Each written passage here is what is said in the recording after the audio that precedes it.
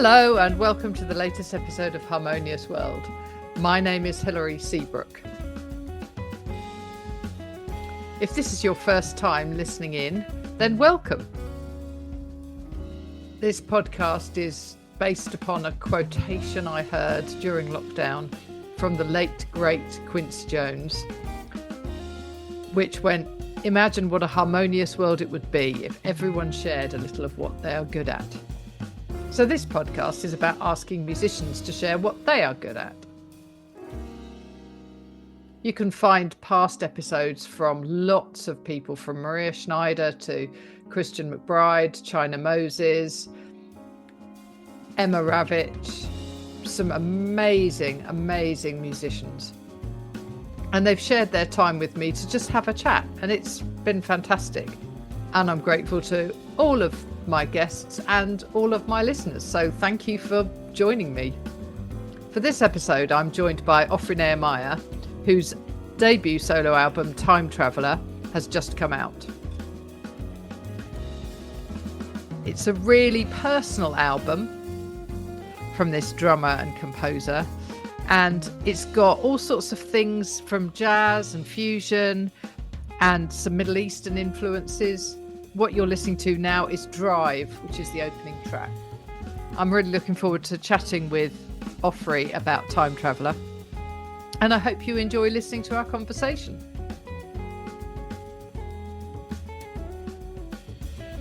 Welcome to Harmonious World. It's a great pleasure to have you to talk about Time Traveller. Yes.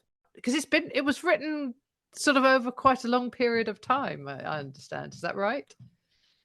Yes. Most of the compositions are pretty old. They're like some of them are some of the first I've written.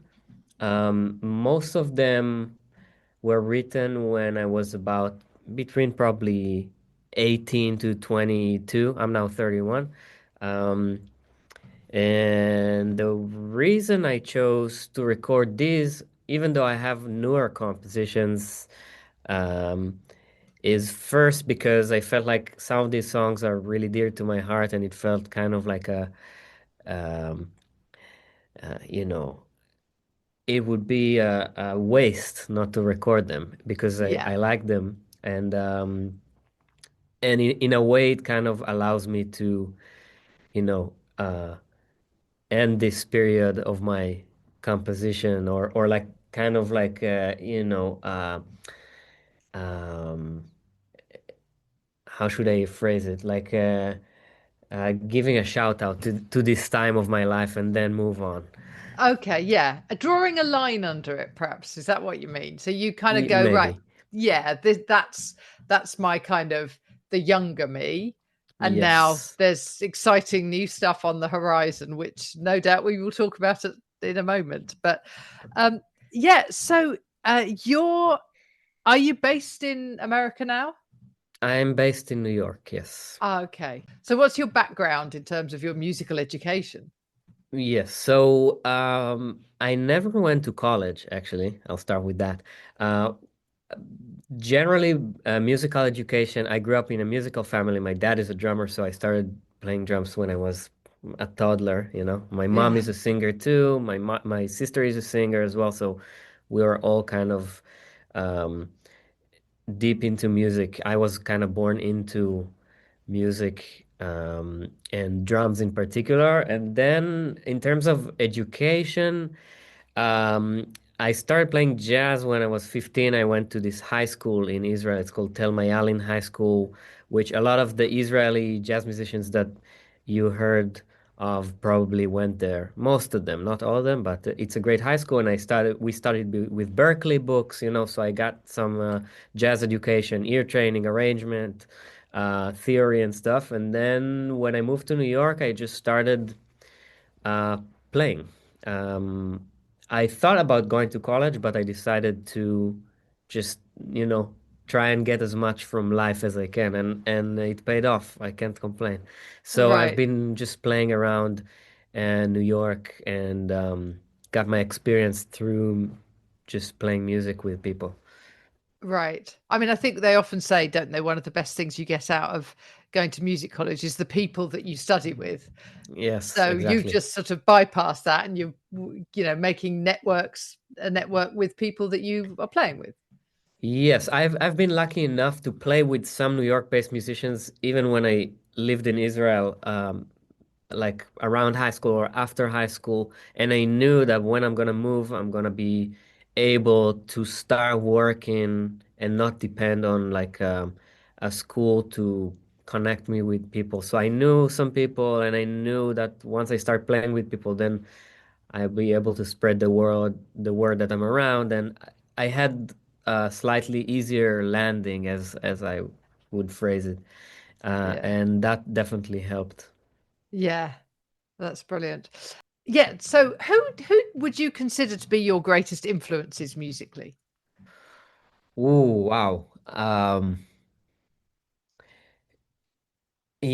There's I guess there are a few answers to that question because there are influences that are musical, influences that are mainly drumming wise, compositional. But it's wow, it's so hard to answer, because for me it's been I've been through phases of like being obsessed with certain musicians or with certain types of music. For example, when I grew up, me and my sister, we used to listen a lot to Al Jarreau, for example, which Oh yeah. wasn't popular in particular in Israel. It was kind of odd, coming from an Israeli family, but we loved him very much, and like we listened to a lot of Michael Jackson and like maybe 80s, 90s pop that was naturally influenced by jazz in the States. And then if we talk about my teenage years, then I had phases listening to one of my heroes is guitar player Kurt Rosenwinkel. Oh yeah. Influenced a lot my compositions and the way I hear music. Same goes to Aaron Parks, that he has this album Invisible Cinema that I used to listen to a lot and really influenced the way I compose and hear music. And then you have, I just listen to so much music at home since I was a kid. And Israel in general is kind of a country that connects a lot of culture. So I have the Middle Eastern part and Eastern European. And well, jazz didn't come from radio, but there was jazz in my education, and like Israeli jazz in particular, people like Avishai Cohen that I was lucky to play with, and Omar Avital and Eli Djibri, they all bring already this kind of like mixture of cultures. So by playing with them, I was already influenced, and it really formed, I guess, my Yeah. musical identity in a way. In terms of drummers, I would say the first drummer that was my hero is Dennis Chambers. Yeah. Uh, which was always my hero. And he's not necessarily like a jazz drummer, but he's like just a hero of mine. And speaking of jazz drummers, Tony Williams and Elvin Jones and Eric Harland from the modern ones and Marcus Gilmore. I just like so many. So it's hard to give like one name because I Yeah. guess it's been phases. Yeah. Yeah, and I always say actually, when if people say what's your favorite jazz album, I'll say, well, if you ask me that today, I'll tell you one thing, and if you ask me tomorrow, I'll say something else, because it just Exactly. depends what you're listening to, or what you hear, or what suddenly pops into your head. Well, as soon as you said Al Jarreau there, I was like, yeah, I haven't sat and listened to Al Jarreau for ages. I used to love his stuff. So Yes, yeah, yeah, really yeah. good. And you've played with both of the Avishai Cohens, haven't you? That's correct. I mean, with Avishai Cohen, bass player, I was a part of his band for about a year, touring extensively. And with the trumpet player, I play with him in multiple occasions, but I never been a part of his working band. I Right. either subbed or did like specific projects Yeah. that were kind of like one-offs or two-offs. But Yeah. pleasure playing with both of them. They're incredible musicians. Yeah, they're both on my list of people I'd love to get on the on the Oh podcast. yeah. So they're definitely up there. So Yes. what I'd like to do at this point is I would like to play a clip from Hmm. actually my favorite track on Time Traveler, which is one for myself. Ooh, wow. I know I'm not a drummer, but I love what you do on that.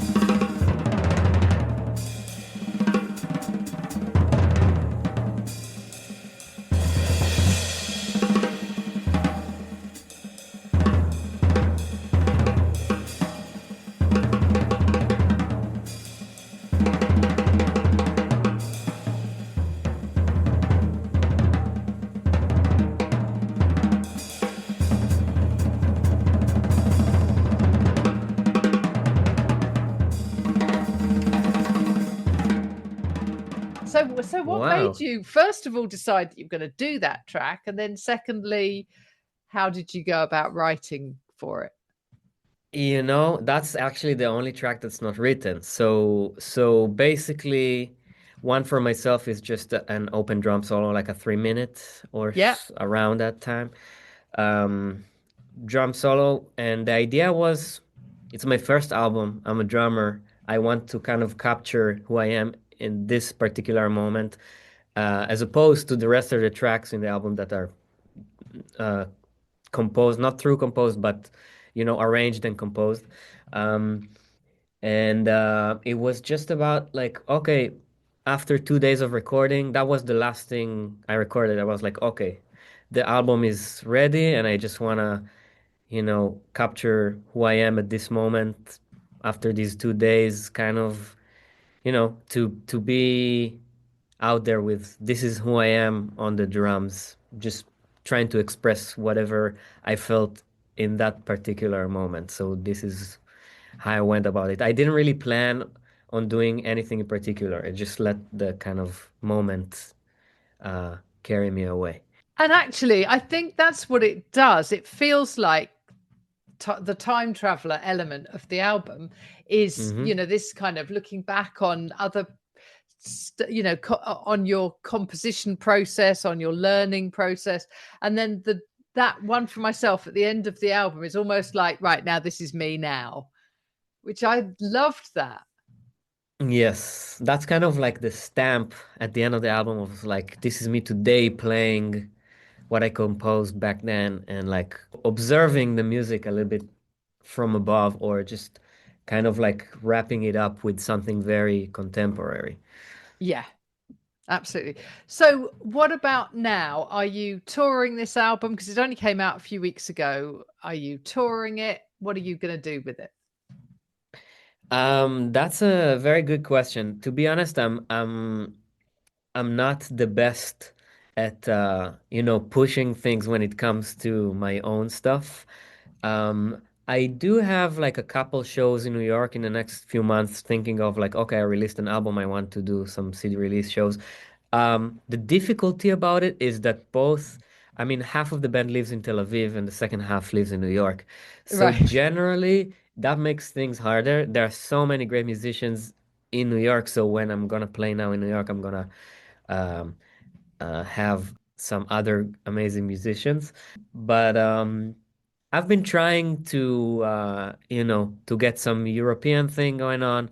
I hope it will happen soon, but because I feel like it's kind of a shame to release something and not spread the world in the real life, but it's in the works. It's Okay. not always easy to, especially first album, first of like beginning of my career as a band leader, like, booking and stuff is not that easy these days, but I'm aiming there. Excellent. Well, I look forward to you coming to the UK and performing some of it here. Yeah, I mean, London is definitely on my list. I'm not sure where you are, but I'm just north of London, so I okay. get in there all the time. So yeah, Yes. So definitely one of the plans is to get to London, UK in general. excellent, jolly good. Well, I look forward to that. So Thank you. fantastic. Thank you so much for joining me, Ofri. It's a real pleasure Oh, talking thank to you. you. Thank you for having me, and hope to see you soon again.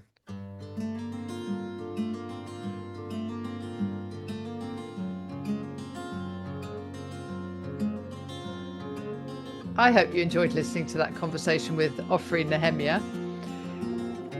What you're listening to now is Katniss from his album Time Traveller. This album is also interesting because it's released on Adiaropa Records, which is a 100% artist-owned collective record label founded just a few years ago in 2021. So check out their Bandcamp. I'll put all the links on the show notes and see who else they've got, as well as Ofri and his album Time Traveller. But thank you for joining me for this episode of Harmonious World, and I hope you have a really good week.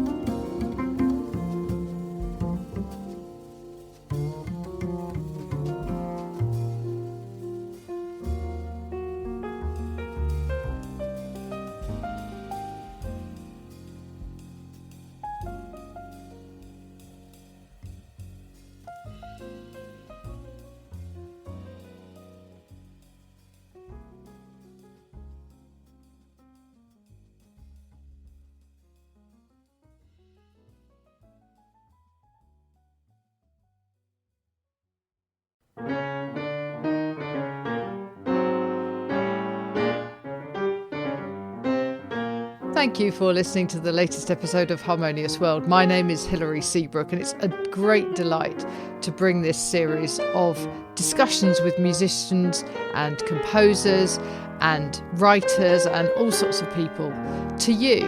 Obviously, there's no point in having a podcast if people aren't listening, and I'm very grateful to my listeners for doing so. Thanks also to Joe English for composing and performing this new theme tune. So wherever you get your podcast, you can leave a review. You can share this with your friends and family, either as a link or on social media and that sort of thing. I'd be really grateful for that. Don't forget that you can subscribe now. There's a link wherever you get your podcasts. So have a great week, and please remember why I started this, which is just to try and make the world a little more harmonious. Thanks for listening to Harmonious World.